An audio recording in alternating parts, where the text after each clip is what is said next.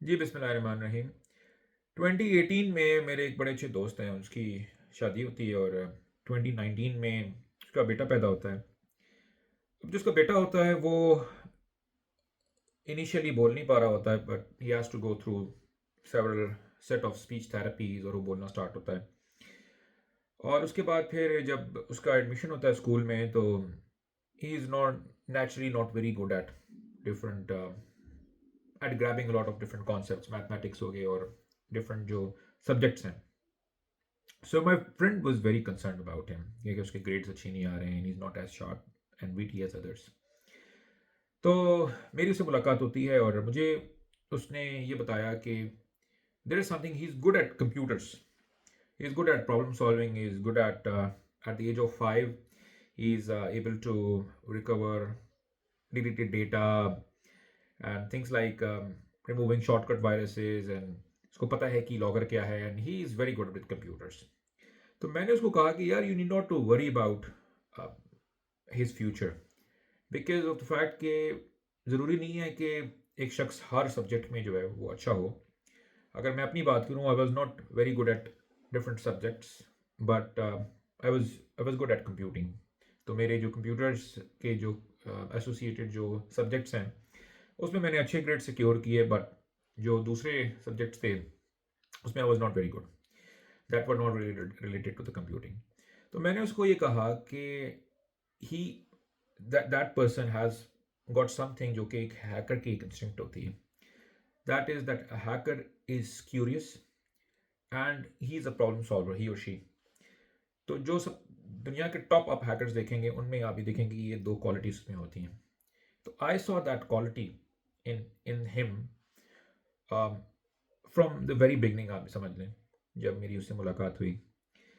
And उसको मैंने कहा कि you need not to worry, and he is poised to become a hacker, और इसको आप अपने पाथ पे चलने दें, and you need not to worry about his grades.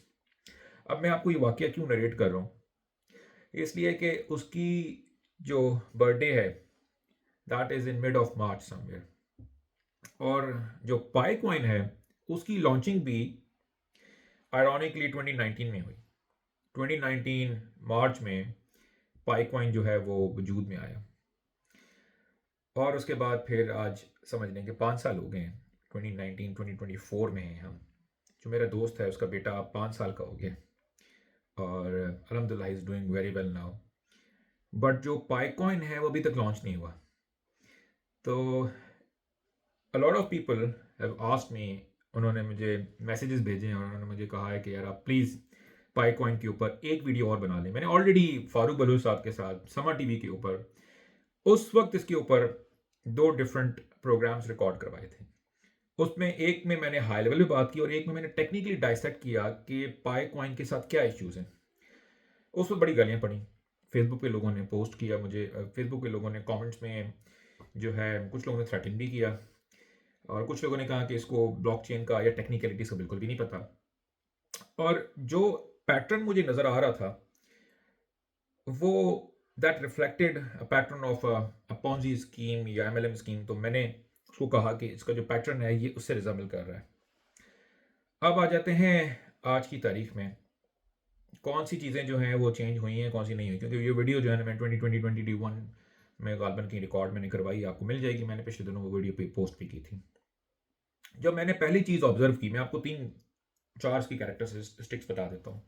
जो पहली चीज़ मैंने ऑब्जर्व की पाई कॉइन में, कि इन्होंने कहा कि हम माइनिंग कर रहे हैं, तो दैट वाज कंप्लीटली रॉन्ग। वो माइनिंग नहीं थी, इट वाज के लोग जो हैं वो हर 24 घंटे में एक दफ़ा ऐप ओपन करें और उनके पाई कॉइन्स बढ़ेंगे। उस पाई कॉइन की अनलिमिटेड सप्लाई है। तो जब मैंने वो देखा तो मुझे पता ही चला कि ये तो 24 घंटों में एक दफ़ा इसलिए लोगों को विजिट करवा रहे हैं कि ये ऐड शो कर सकें। So they were making money for the advertisements. दूसरी बात, केवाईसी की। जब उन्होंने लोगों को कलेक्ट कर लिया, लोगों को पाई कॉइन की एक मशहूरी होगी, एक मार्केटिंग होगी, अब इन्होंने कहा कि हम केवाईसी करते हैं। अब जो ये केवाईसी का जो सारा प्रोसेस था ये डिले करना था लॉन्च को, और उन्होंने किया ये केवाईसी के थ्रू के एक लंबा सा एक प्रोसेस उन्होंने क्रिएट किया 6 7 स्टेप्स का, ताकि लोग जो है ना उसी में ही, बहुत सारे लोग तो छोड़ के चले जाए लेकिन लोग बड़े बजिद थे तो उन्होंने जो केवाईसी का जो प्रोसेस था वो सारा का सारा कंप्लीट किया।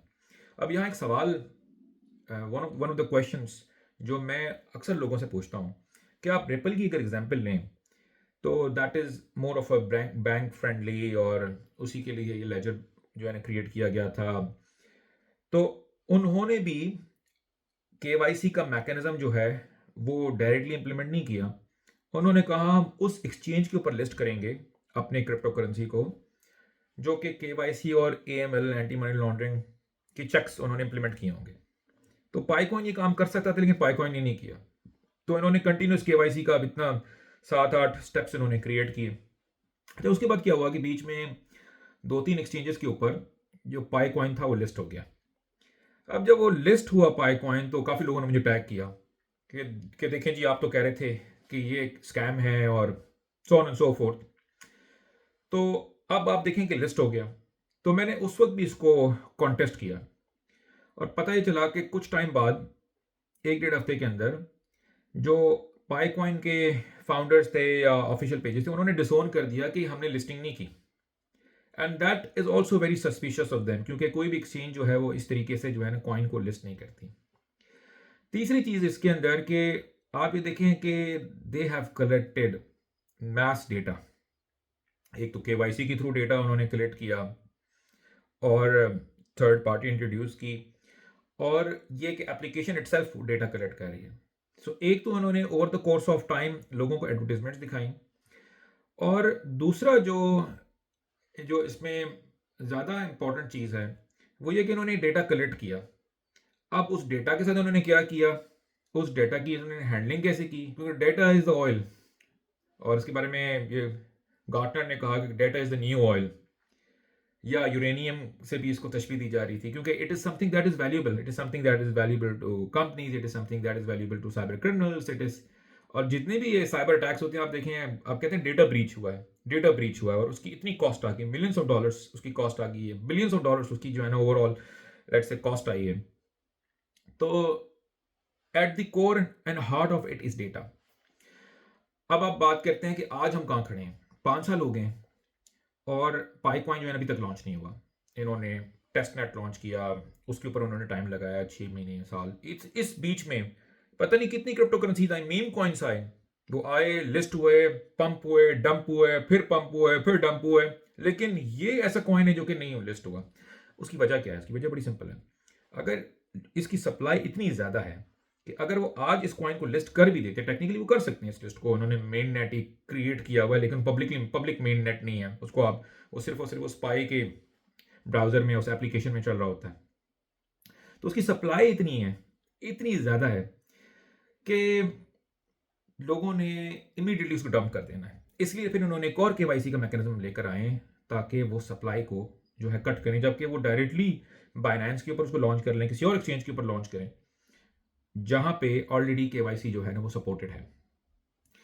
तो ये, अब इसके ऊपर I can dive into lot of specifics की टेक्निकलिटीज में मैं डाइव कर सकता हूं, बट ये चीज मैंने उस वक्त प्रिडिक्ट की थी, और आज इस बात को भी, मेरी प्रिडिक्शन को भी 3 साल हो गए, और उस वक्त ग्लोबली किसी ने प्रिडिक्शन नहीं की थी, और आज हर बार ये बात जो है ना वो ठीक साबित हो रही है।